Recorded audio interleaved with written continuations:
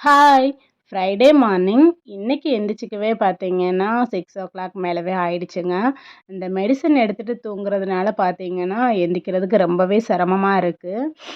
என்னன்னு தெரியல. ரொம்ப முடியாம இருக்கு. இருந்தாலும் சரி ஃப்ரைடே அப்படிங்கிறதுனால விளக்கெல்லாம் வைக்காம இருக்க முடியாது அப்படின்னு சொல்லிட்டு பார்த்தீங்கன்னா, எந்திரிச்சு கொஞ்சம் பொறுமையா தான் இன்னைக்கு எல்லாமே பண்ண ஆரம்பிச்சிருந்தேன்.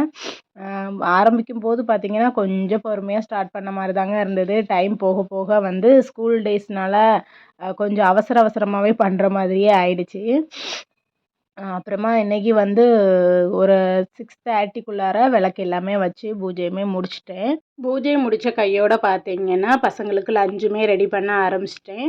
இன்னைக்கு பிரேக்ஃபாஸ்ட்டுக்கு பார்த்தீங்கன்னா, இட்லியும் தேங்காய் சட்னியும் தாங்க பண்ணியிருந்தேன். அப்புறமா பசங்க பார்த்தீங்கன்னா, வெஜிடபிள் எல்லாமே போட்டு சாதம் மாதிரி ஏதாவது செஞ்சு கொடுங்க மம்மி அப்படின்னு சொல்லி கேட்டிருந்தாங்க. அப்புறமா பீட்ரூட்டு, கேரட்டு, பீன்ஸு, அப்புறமா உருளைக்கிழங்கு எல்லாமே இருந்தது. நானுமே இதை சரி ஏதாவது ஒரு சாதம் மாதிரி கிண்டிடலாம் அப்படின்னு சொல்லிட்டு பார்த்தீங்கன்னா, கொஞ்சம் ஸ்பைசஸாகவே இருக்கட்டும்னு சொல்லிட்டு சிக்கன் மசாலா எல்லாமே சேர்த்து தான் நான் இதை பண்ணியிருந்தேன். சாப்பிடவுமே பார்த்திங்கன்னா ரொம்ப டேஸ்டியாக இருந்தது. சாதாவே நான் இது கூட பார்த்திங்கன்னா தயிரை வந்து கொஞ்சம் சேர்த்துக்குவேன். இன்றைக்கி தயிர் இல்லை. இருந்தாலுமே இதை ஆட் பண்ணி காய்கறி எல்லாமே சேர்த்து செய்யும்போது ரொம்பவே டேஸ்டியாக தாங்க இருந்தது. இந்த சாதத்து கூட பார்த்தீங்கன்னா அப்பளம் பொரிச்சு கொடுத்தாலே போதும், நல்லாவே சாப்பிடுவாங்க பசங்க. நானுமே வந்து அப்பளம் தான் பொரிச்சு கொடுத்துருந்தேன்.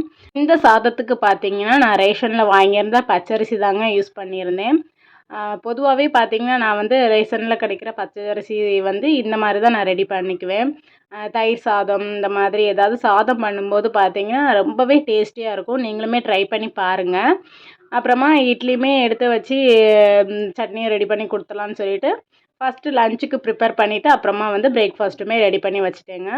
பசங்களுமே சாப்பிட்டுட்டு ஃபஸ்ட்டு ஹர்ஷாலுக்கு தான் வந்து சீக்கிரமாக கிளம்புற மாதிரி இருந்தது. அதனால் அவளுக்கு ஃபஸ்ட்டு பேக் பண்ணி கொடுத்துட்டு அப்புறமா ஹரிஷுக்குமே பேக் பண்ணி கொடுத்துட்டேங்க.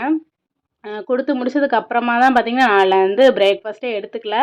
ஏன்னா ரொம்பவே டயர்டாக இருந்தது. 2 பேருமே ஸ்கூலுக்கு போனதுக்கு அப்புறமா பார்த்தீங்கன்னா கொஞ்சம் படுத்து ரெஸ்ட் எடுக்கலாம்னு சொல்லிட்டு பார்த்தீங்கன்னா அப்படியே படுத்து தூங்கிட்டேன். கிட்டத்தட்ட ஒரு 11 மணிக்கு மேலே தான் நான் வந்து பிரேக்ஃபாஸ்ட்டே எடுத்திருந்தேன். இந்த மாதிரி யாராச்சும் இருக்கீங்களா அப்படின்னு சொல்லுங்கள். ஒன்று படுத்து ரெஸ்ட் எடுக்கலாம்னு சொல்லிட்டு படுத்து தூங்கிடுவேன். அப்படி இல்லைனாக்கா ஏதாவது ஒரு வேலையை தொட்டு அப்படியே தொடர்ந்து பார்த்தீங்கன்னா பிரேக்ஃபாஸ்ட் சாப்பிட்றதே அப்படியே நேரம் தாண்டிடும். ஓகே ஃப்ரெண்ட்ஸ், நெக்ஸ்ட் வீடியோவில் பார்க்கலாம். பாய்.